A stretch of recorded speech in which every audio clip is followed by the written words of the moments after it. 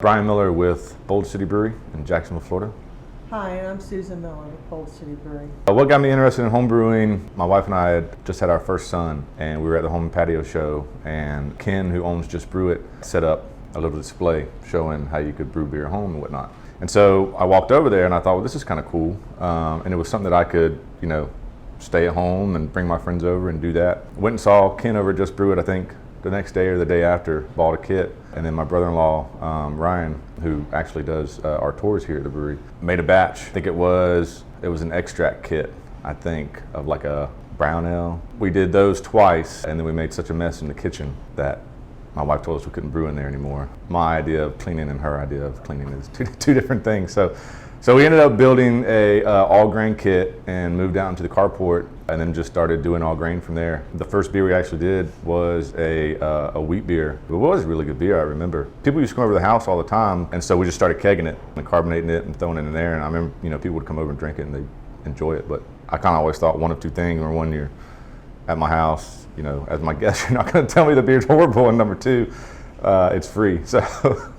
So the first step is milling the grain. So it goes through a mill, basically cracks open the husk of the barley or wheat or whatever you're putting in there. And then into the mash tun where you're mixing it with warm water. Conversion process happens from starch to sugar. So then you drain your fluid at that point, which is called wort. It's basically just sugar water. Green beer also, as it's known as well. You boil that in your boil kettle, add your hops, and sometimes any other flavorings or something that you want into the beer. Now we have a separate whirlpool. So what that allows us to do is brew back-to-back batches quicker. And so moving it over to the whirlpool, you're pulling out any solids that are in that, and it creates what's called a true pile. So then you transfer the finished wort over into fermentation vessel, mix it with the yeast, and then the magic starts to happen where the yeast eats the sugar, produces alcohol and CO2. So fermentation's typically anywhere from 3 to 5 days, and then we bring them down to 32 degrees. That helps the yeast fall out, any solids that are left over in the beer. We pull that off, and then we transfer it over to our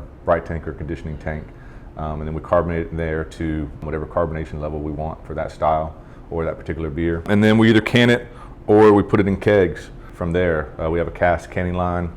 It's a 5-head line, runs about 33 cans a minute, and then it goes onto a pallet and into the distribution cold room, and then we load it onto the trucks and send it to the distributors, and then the distributors take it to the retailers, and then somebody buys it, hopefully.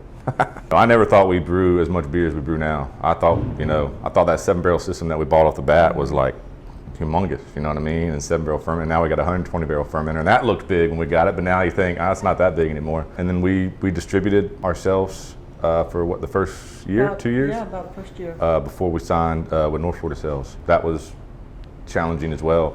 That's probably harder than actually the brewing operation. Very educational. Yeah, we learned a lot. Distribution, yeah. Yeah, learned a lot. A lot more to it than people think. Yeah, made a lot of mistakes, but we learned a lot. When we started out, the challenge was that no one really knew anything about craft beer, nor did the restaurants and bars really want to carry it.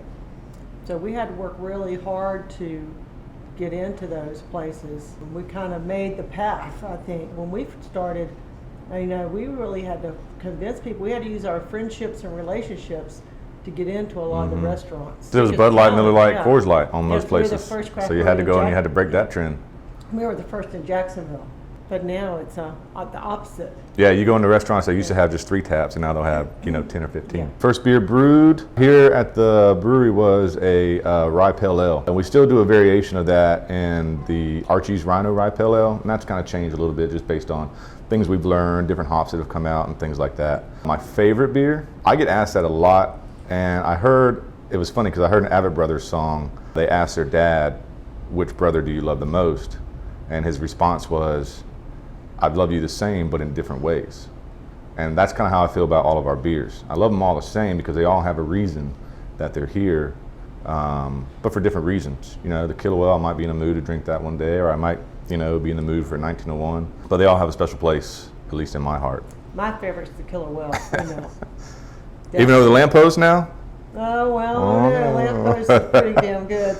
You kind of sometimes would like to just step back and watch what you've built kind of run itself, but you can't really. I mean, you have to kind of reinvent your brand and reinvent yourself. One of the things that we did, I think, was open the downtown facility, because one of the knocks of us was always that we just had our staple beers and we weren't doing all kinds of crazy things. Well, we kind of nipped that in the bud by opening the downtown space, and now the guys can go down there and brew whatever they want. Like this year, everybody wants pumpkin beer, but they only want it for like a small, amount of time. So we brew a large batch here, and the problem is the distributors are flooded with pumpkin beers, and so it's hard for them to, which ones are they going to sell or not sell. And so we're able to do a batch of the pumpkin downtown, so we don't have, pumpkin sitting on tap until March of 2020. Yeah, because people got mad last year because we didn't do it at all. So we did a small batch, and that worked because now people are kind of getting over the pumpkin, and we're out of it. So that worked out. But downtown, I mean, they're doing things all the time, and they just did a gosa where they lined the mash tun with hay, and then they used basically juniper branch and put that in there. And so, I mean, I think that's kind of mixing it up. Put Gatorade in. We're doing a seltzer water now. We're doing a seltzer water. Yeah, we got a cider down there. The Haterade. And then they did a sour called the Passionate Prick. Yeah, because it had passion fruit and prickly pear in it. So then people mixed it, the two beers, and they called it the Hateful Prick. Yeah, because of the Gatorade. Anyway, yeah. They have a lot of fun with the beers. Yeah, we have changed. The amount of effort that now we have to put into the business is much higher. We have to be very deliberate about our sales efforts and very deliberate about managing our distributors and, and more creative about your tap room. I think just because of the way the market's changed, we've had to learn how to adjust and change with it. Beers that are trending right now, I guess you could call it a malt beverage. Seltzers are trending. Big time. Light beers, trending. You've always got, your kind of crazy styles out there, like the hazy IPAs, the hazy double IPAs, the pastry sours and things like that. That might be trending in some areas of the craft beer market. Duke's Brown Ale is always trending up, always. This started a cultural trend in the city. Yeah, I don't know.